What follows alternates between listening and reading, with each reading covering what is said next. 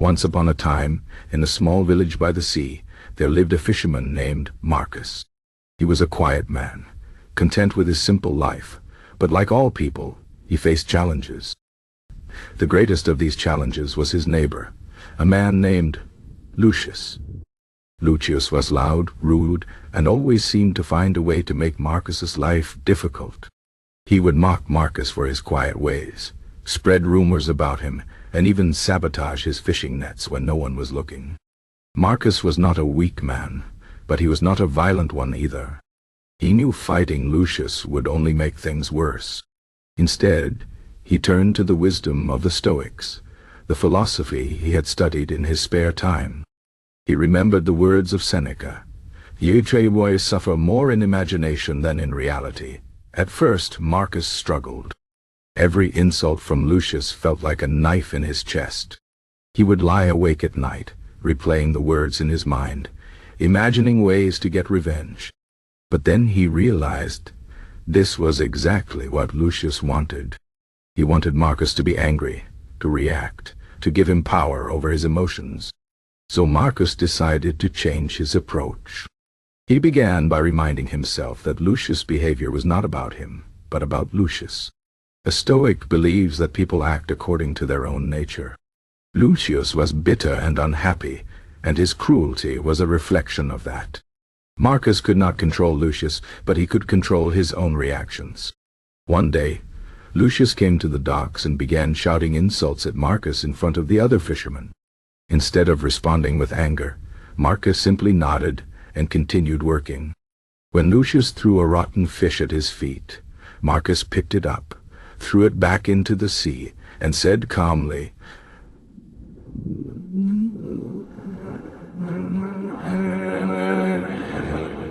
"Why the sea takes what it does not need." The other fishermen laughed. Lucius, expecting a fight, was left speechless. Without the reaction he wanted, his power over Marcus began to fade. But Marcus did not stop there. He knew that indifference was only the first step. The Stoics taught that true strength comes from understanding, even for those who wrong us.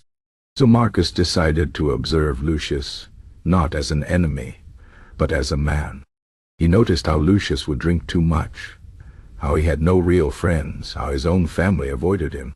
One evening, as Marcus was mending his nets, he saw Lucius stumbling home, drunk and alone. Instead of turning away, Marcus approached him. "You look tired," he said. "Come, sit by my fire and rest." Lucius was suspicious. "Why would you help me?" he muttered. Marcus replied, "Because the night is cold, and no one should be alone in it." That small act of kindness did not fix everything. Lucius was still difficult, still prone to anger. But something had shifted. He no longer went out of his way to harm Marcus. Over time, he even began to nod at him in greeting. The villagers noticed the change. They asked Marcus how he had done it. He simply said, "Gee, I stopped letting him decide how I feel." This is the Stoic way. Toxic people will always exist. We cannot change them, but we can change how we let them affect us. We can refuse to be pulled into their chaos. We can choose patience over anger, understanding over hatred, and sometimes, when possible, kindness over revenge. Marcus lived the rest of his days in peace, not because Lucius became a good man, but because Marcus stopped allowing Lucius to control his mind.